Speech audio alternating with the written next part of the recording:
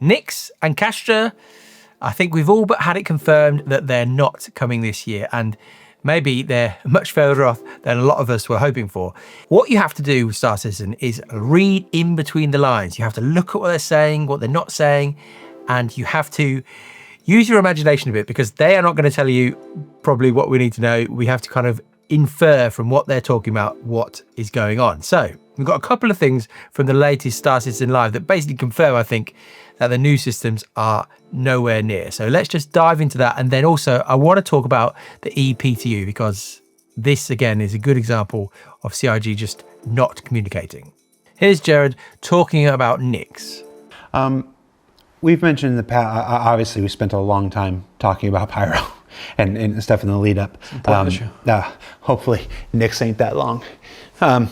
Now, the key thing to take from this is obviously the fact that they're not talking about Nyx. As he pointed out there, they talked about Pyro for so long. It was unbelievable. It was years from the initial announcement until we actually got it in game. They showed us ISCs, all sorts of stuff about the content, how they're building things, and then they showed them all again when they'd reworked a load of stuff. It went on for ages and ages, and they're just not talking about Nyx in any way. And I've heard quite a few people say that they're confident maybe that Nyx is going to come this year. And my own prediction from the start of the year was just that there's no way. And I think this effectively kills Nyx for this year.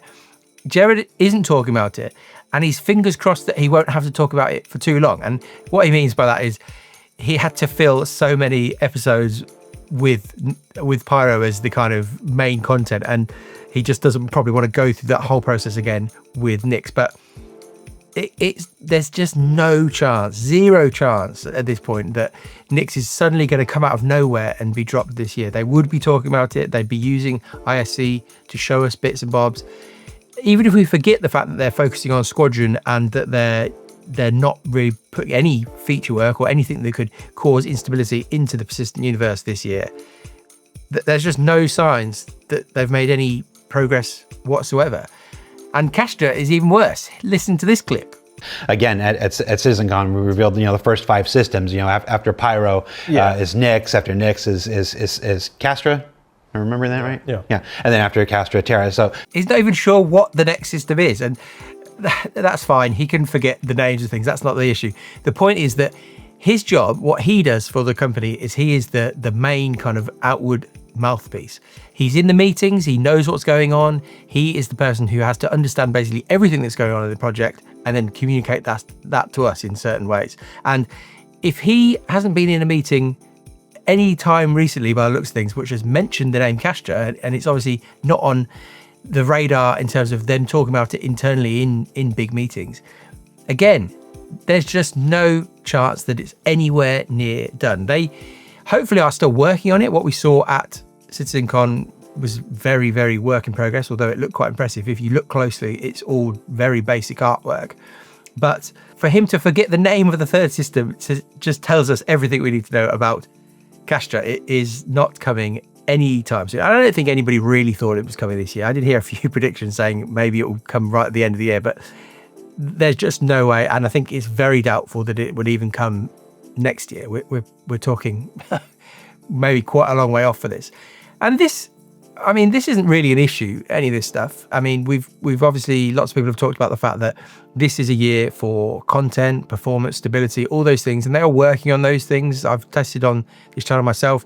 Performance is getting better each patch, and the content has been fairly impressive. So we can't complain. This, as they've talked about, CIG have talked about, is a risk. They've taken a risk this year to basically kill feature development for the persistent universe and just completely go full steam ahead with content so that they can get Squadron done. And you might feel like it's working, you might not feel like it's working. I mean, I think I'm fairly mixed. It feels like on some levels, the content is fairly good. It works pretty well, but at the same time, having no new features coming into the game basically all year feels like the game is almost stagnating a little bit. But it is what it is. That's that. But their communication, as I said at the start, has gone off a cliff, and it already wasn't the best. The ePTU is the best example of this. I think for me, when I read that letter from the chairman, the thing that I thought was maybe going to save this year, I thought the ePTU sounds like the place where the game will actually be being built. It will be there'll be progress. It'll be moving forward. And they've just not mentioned it whatsoever since that letter. Now, CIG have a good history of doing this in the past. They have things that they are excited to bring to us, and then they just completely go silent on. They just stop talking completely. It's happened so many times on so many examples.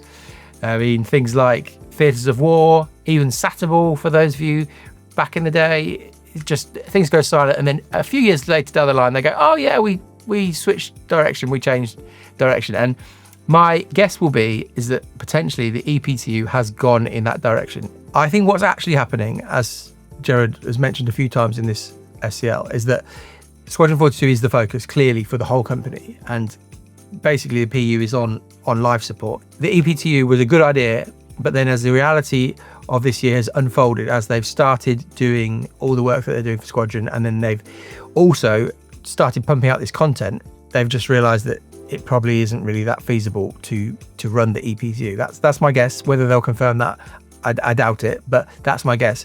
And I think one big reason for that is that because they're now putting out more patches, and they're putting out a patch a month effectively, they're almost constantly in the PTU for the content that they're putting out. And I just don't see how they've even got the space to put out EPTU patches. And obviously the teams that do all the deployment, all the QA staff, all the guys who oversee all the EVCAT stuff, they are fairly busy if you look at what they're putting out each month. And I think even if they had features that were ready to be tested, which I just don't think they do, I think they've effectively stopped this year, as we said, I think that there's no scope within the company to even support EPTU patches. And so my guess is they won't talk about it, and it has just been one of those things where they put it in the letter, and then as the year started, they thought, oh no, we can't do this. And again, Squadron is the focus, and ultimately we do want them to get Squadron out and get it done so that they can then